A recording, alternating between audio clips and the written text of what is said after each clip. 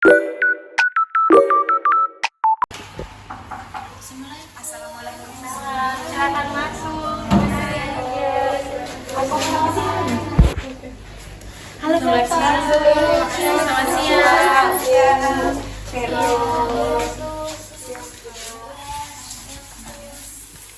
Halo Bapak Ibu. Gimana kabarnya, sehat? Alhamdulillah sehat ya. Bapak masih merasa enak, sesak? Masih enak ya.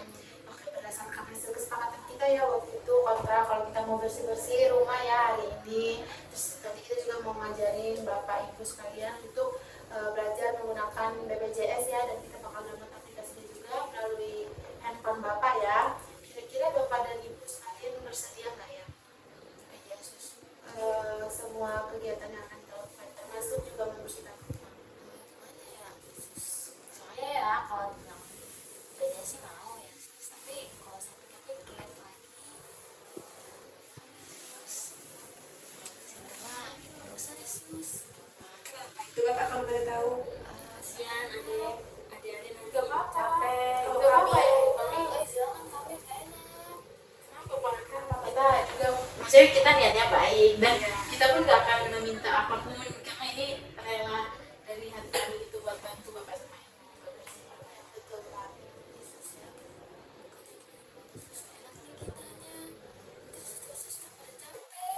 Bisa aja. Ini jalan ditempatin juga kan temannya. Kalau soalnya saya sama istri biasanya ke sawah kan, ke sawahnya. Dengan cucu gitu. Oke deh kalau begitu. Kalau memang dari Bapak dan Ibu yang tidak menyetujui, kami tidak akan memaksa juga. Tapi kita hari ini bakal belajar ya cara menggunakan BPJS ya. Kira-kira Bapak Ibu bersedia? Nanti akan dibantu oleh suster-suster ini juga ya, Suster Vero, Nadia dan juga Suster Damai. Nanti mereka juga akan bantu cara untuk mengajarnya. Kita di sini saja sekitar 30 menit ya Ibu Bapak ya. Saya langsung aja ke teman saya yang pertama, Nadia. Oke, Bapak tadi bilang masih sesak ya, habis ngantar cucu. Oke, Bapak sudah minum obat? Oh, obat dari warung ya? Iya. Namanya apa Pak? Ingat nggak? Neonatacin. Oke, masih ada obatnya Pak? Masih kali ya sus ya. Oke, Bapak itu belinya dari warung berapa minggu yang lalu? Sus sama nggak pernah saya kira. Oke, Bapak ketika merasa sesak atau engap, apa yang Bapak lakukan? Ya baik. Aja nggak ada sus. Tiduran aja. Oke, Bapak pernah nggak rasa panik? Panik. Saya baru tiduran tadi kan. Saya juga tadi saya baru tidur ya. Oke, bagus ya Pak ya, Bapak nggak panik ya. Tapi sini suster mau ajarin pertolongan awal ketika Bapak merasa enak. Oke, yang pertama Bapak harus tetap tenang. Oke, tenang, jangan panik karena semakin panik maka saluran pernapasan akan semakin sempit dan Bapak akan merasa lebih enak. Yang kedua, Bapak ambil posisi duduk atau mungkin bisa tiduran, tapi Bapak boleh pakai bantal di atas kepala supaya kepala lebih tinggi ya Pak ya. Itu akan membuat pernapasan kita semakin lega gitu. Saya sus begitu ya. Bisa. Terus yang Biasanya saya iya, naikin ya Pak ya. Iya, itu udah benar ya Pak ya, dinaikin ya. Terus yang ketiga, atur napasnya Pak. Saya suster ajarin ya. Caranya itu tarik napas dalam dari hidung, tahan 3 detik, 1 2 3, buang 5 detik. 1 2 3 4 5 dari mulut Pak. Oke, kita lakukan sama-sama ya. 1 2 3, tarik napas dalam dari hidung 5 detik, tahan 3 detik, buang 5 detik. Dari mulut. Iya. Gitu ya. oh iya. Selanjutnya, Bapak harus jauhkan diri dari pemicu. Pemicunya apa aja? Itu bisa debu, bisa rokok ya, bisa polusi udara. Debunya dari mana? Bapak pernah sesak di rumah nggak? Pernah nih, saya juga tadi lagi sesak di rumah. Nah, itu bisa jadi pemicunya ada di rumah Pak. Bisa debu, mungkin yang ada di rumah ya. Sus ini kan debu-debunya nih. Iya, benar. Saya nih, aduh. Itu harus dibersihkan, nanti diajarin lebih lengkap sama suster Nadia ya Pak ya. Selanjutnya menggunakan inhaler, tapi inhaler ini Bapak harus sesuai dengan instruksi dari dokter. Bapak nggak boleh langsung pakai-pakai aja. Itulah sebenarnya Pak kenapa kita harus periksa ke dokter supaya tahu obatnya apa, dosisnya berapa gitu ya. Itu nanti bisa dibeli di apotek tapi harus sesuai dengan resep dokter ya Pak ya. Oke, Bapak tadi katanya minum obat neonat ibuprofen itu sebenarnya obat asma. Tapi yang seperti suster bilang tadi harus tetap cek ke dokter, harus tanya dosisnya berapa dan diminum saat kapan ya Pak ya. Ini Bapak minum obatnya berapa kali sehari?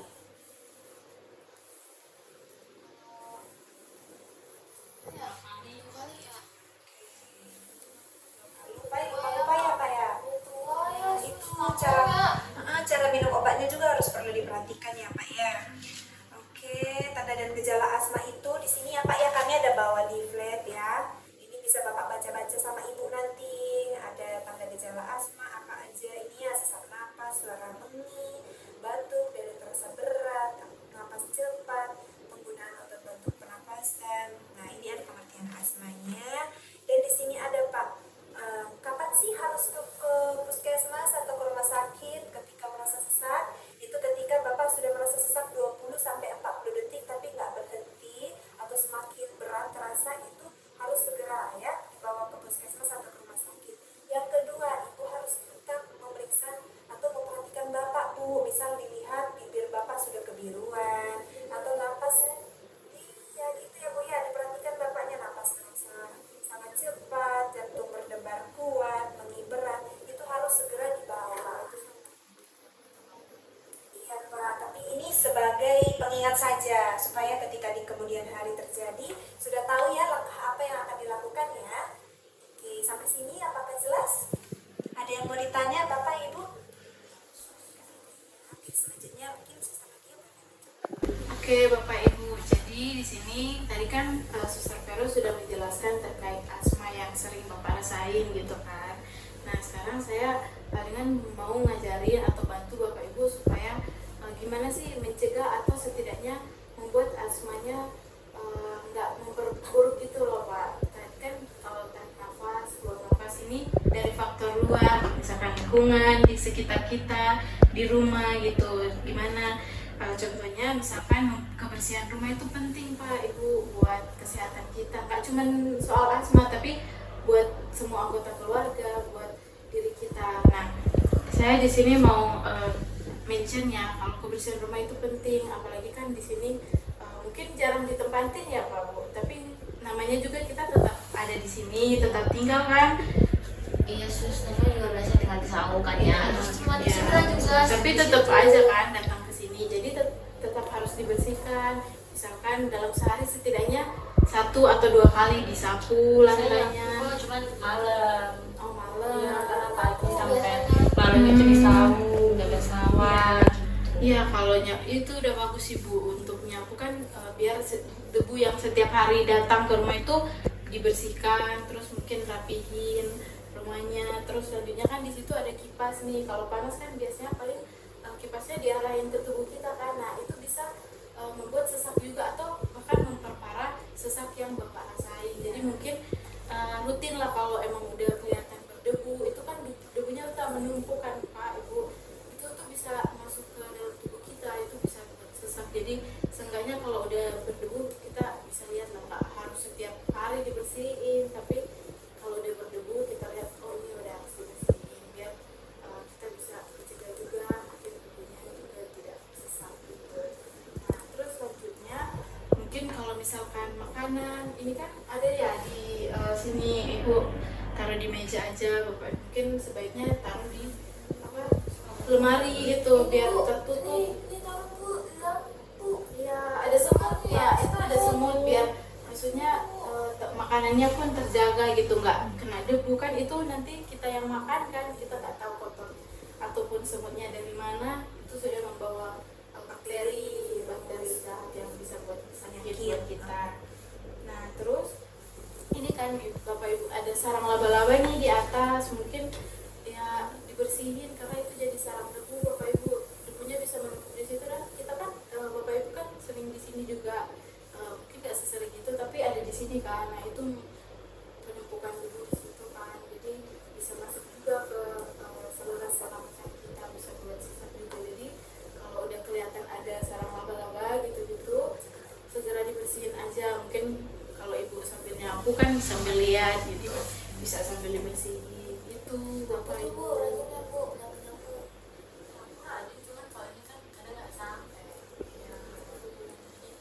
dipersiapkan saya datang semua orang biasanya khusus faktor usia. Ya, tapi tetap aja ya kan. Meskipun faktor ini tapi itu buat kedepannya biar kita nggak sakit, sesak napas gitu. Terus misalkan kalau kemarin kan kita udah cerita ya Pak Bu, sampah katanya dibuang aja ya di depan di situ, ya udah dibuang aja sembarangan. Nah itu nggak boleh, nanti jadi misalkan ada apa?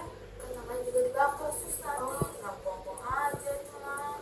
Iya, tapi jangan, setidaknya harus ada penampungan sementara yang setidaknya itu sampah di satu tempat, jangan diberserakan di luar Bapak, biar maksudnya kan itu ada bau, mungkin ada lalat atau bisa ada jentik-jentik juga, kita menghindari hal-hal yang seperti itu. Ya Pak Bu, jadi di sini ada leaflet juga tentang peduli tentang kebersihan. Di sini ada 6 langkah yang sudah saya sebutkan tadi, misalkan rapiin rumah dan atur sampah, bersihkan dari bagian atas sampai ke bawah, jadi kayak semuanya, jadi nggak cuma nyapu aja tapi sampai ventilasi juga, kamar mandi, dapur juga, sampai hewan juga ya sih. Iya, kalau di depan ada hewan ya, ada anjing, terus di dapur ada kambing, terus Tadi baru dimandiin tuh anjingnya juga. udah bagus itu Itu kan Pak. suster ingat kemarin ya. Iya, iya. Ya nggak juga sih. Iya, iya. Sekali mandi-mandi. Ya itu bagus, kita juga harus selain menjaga kebersihan rumah diri kita, kalau ada hewan peliharaan juga kita harus jaga kebersihannya biar terawat, bersihkan lantai, kebersihan hewan peliharaan di sekitar rumah gitu ya Pak Bu. Mungkin ini bisa menjadi panduan, jadi Bapak sama Ibu bisa baca mungkin buat reminder, buat mengingatkan ini Pak Bu, bisa di Ini gratis kan sus? iya gratis ada. Nah kalau Bapak sama Ibu ada ini enggak BPJS? Enggak, Ada. mana? Cuman nggak pernah dipakai karena nggak tahu. Udah biasa ya sus, namanya juga orang tua kan ya kan. Nggak tahu cara pakainya. Cara pakainya sih tinggal datang doang kan ke puskesmas kan sus. Tapi pernah nggak Pak dipakai? Pernah? Terus kenapa nggak dipakai lagi Pak? Aduh sus, males sus. Kenapa Pak? Antri. Itu kalau dipakai dampingi anak. Oke. Tapi kalau pakai sendiri tuh ya ini. Jadi selama ini beli obat sewarung aja gitu. Iya. Nanti sekarang Suster Bajesi sama Suster Damai akan mengajarkan cara memakai BPJS untuk ambil antrian dari HP Pak. Jadi karena keluhan Bapak tadi mengantri, jadi nanti Suster akan ajarin ambil antrian dari HP. Bisa Pak. Sama saya ya Pak ya. Saya Suster Majesty Pak. Oke, baik Bapak Ibu udah tahu belum terkait aplikasi mobile JKN? Itu biasanya ada di HP, bisa diinstal. Ada ya? Boleh Suster lihat Pak. Nah, Ada jadi sih itu anak yang pasangin, iya, tapi jadi nggak itu pernah dipakai. betul Ibu, bagus untuk kalau misalnya Ibu mau berobat ke puskesmas. Nah, nanti Ibu bisa langsung ini ya Bapak, bisa langsung ambil antrian dari sini saja Bapak ya. Ini ya aplikasinya. Oh, ini sudah terdaftar ya, udah aktif. Oke, ini aktif ya Bu ya. Untuk Coba lihat tuh sus, nama saya bener gak? ini dengan Bapak Kris ya. Iya. Ya, Ibu Suharti ya. Oke, benar. Ini udah terdaftar kok. Ini siapa yang daftar Bapak, Bu? Anak ya? Oh, oke. Udah pernah berobat ke puskesmas melalui mobile JKN belum? Belum pernah. Itu waktu itu langsung ke sana, terus anaknya nyodorin ada kartu BPJS di dompet itu terus kasih. Langsung datang aja sus. Jadi kalau mau berobat berarti langsung ke sana ya? Sebelumnya pernah akhir-akhir ini ke sana. Kenapa Bapak Ibu? Karena antriannya terus anak saya nggak bisa dampingin. Waktu anak juga ya. Oke, ini pas banget. Nah, jadi di sini Bapak Ibu bisa langsung ambil antrian dari mobile JKN ya. Misalnya Bapak Ibu untuk puskesnya di mana kalau di daerah ini? Curug. Puskesmas Curug ya. Oke, nanti untuk puskesmas Curug bisa pilih seperti ini ya. Nah, seperti itu. Nah, contohnya seperti itu ya Bapak Ibu ya. Nanti kalau ini ya Pak ya.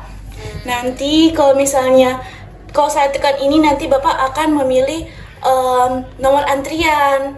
Tapi untuk ini kan kita hanya mencontohi saja ya Pak ya. Gitu.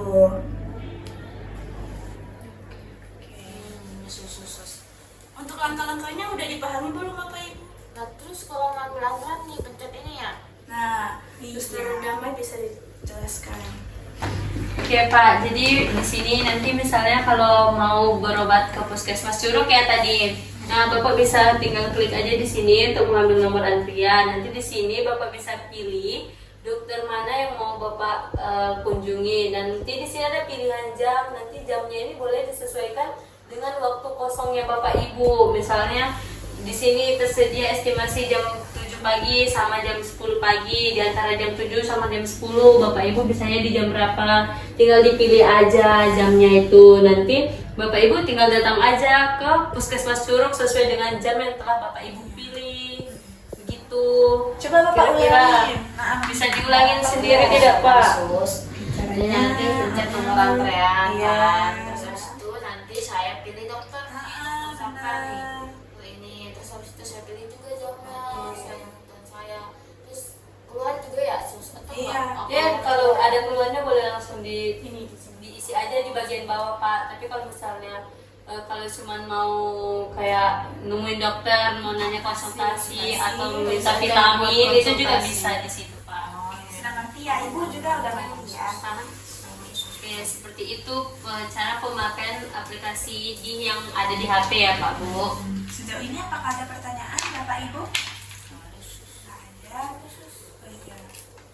Jadi mau ya berobat ke dokter dulu atau ke tenaga kesehatan dulu, jangan langsung beli obat-obatan dari warung gitu Bapak Ibu. Harus dipastikan dulu penyakitnya apa. Karena kalau kita ada sakit terus obatnya tidak sesuai, itu sama aja Iya. resiko. Dan sama aja kayak kita udah minum obat tapi lingkungan kita masih kotor, itu sama aja. Jadi semuanya harus balance, lingkungan, obat sama diagnosa kita juga harus pasti dari dokter ya. Ada masalah. Diagnosa. Diagnosa itu nama penyakit. Iya, penyakit. Kita alami. Oke, baik Bapak Ibu. Jadi kan hari ini kita sudah belajar banyak ya tadi. Ada belajar apa aja tadi? Belajar untuk membersihkan rumah, kemudian belajar menggunakan aplikasi Mobil JKN, juga mempelajari apa sih sebenarnya asma itu dan bagaimana cara penanganannya. Kira-kira apa sih yang udah Bapak Ibu dapatkan? Boleh dong dikasih tahu ke kita. Kira-kira apa aja yang tadi udah kita ajarkan? Kalau yang pertama yang saya dapat SMS itu kita bersihin rumahnya bapak sama ibu, bersih-bersihin nih kipasnya juga, ini kan banyak debu-debu nih harus dibersihin. Terus yang kedua itu soal asma sesak saya lah susah dibilang ya, kan saya pakai obat warung kan, harus itu kan sesuai dosis kan sus. Nah makanya itu saya harusnya pergi ke dokter biar tahu dosisnya berapa semana. Nah terus habis itu sambung lagi ke aplikasi tadi JKN, nggak usah antrean panjang lagi saya bisa pakai HP. Itu sus, itu sih ya agak sus. Ya benar banget ya Bapak, Ibu. Berarti Bapak dan Ibu benar-benar mengerti ya apa yang sudah kita ajarkan hari ini. Ya, semoga bisa membantu setidaknya dalam mencegah penyakit-penyakit yang lain, misalkan sesak. Oke Bapak Ibu, kira-kira dari semua penjelasan yang tadi suster-suster ini jelaskan, kira-kira Bapak dan Ibu apakah sudah mengerti? Oke, mengerti. Harapan kami semoga setelah edukasi dan pembelajaran hari ini itu Bapak dan Ibu bisa sehat-sehat selalu ya nanti, dan apa yang sudah diajarkan juga nggak berhenti sampai di sini aja, bisa dilakukan ke depannya supaya Bapak dan Ibu sehat selalu ya, jauh-jauh dari penyakit. Dan untuk aplikasinya juga sudah bisa langsung digunakan ya Bapak Ibu ya. Jadi sekiranya Bapak Ibu merasa tidak enak badan, bisa langsung daftarkan menggunakan aplikasi yang tadi sudah diajarkan. Ada lagi nggak Bu yang mau ditanyakan kira-kira? Nggak ada ya? Ya sama-sama. Untuk leafletnya boleh dibaca-baca ya nanti. Kira-kira ada yang perlu ditanyakan juga boleh menghubungi nomor teman saya ya. Tadi ada ya Suster Vero, boleh dihubungi. Kalau begitu kami mau pamit pulang juga. Terima kasih ya buat Bapak Ibu yang udah mau menyempatkan waktunya. Maaf ganggu ya Bapak Ibu. Semoga sehat-sehat selalu ya. Hati-hati sus, nanti jalan ada ular kan nanti banyak. Oke, ya. ya Bapak, kami permisi. Kita permisi. Iya, mari Bapak.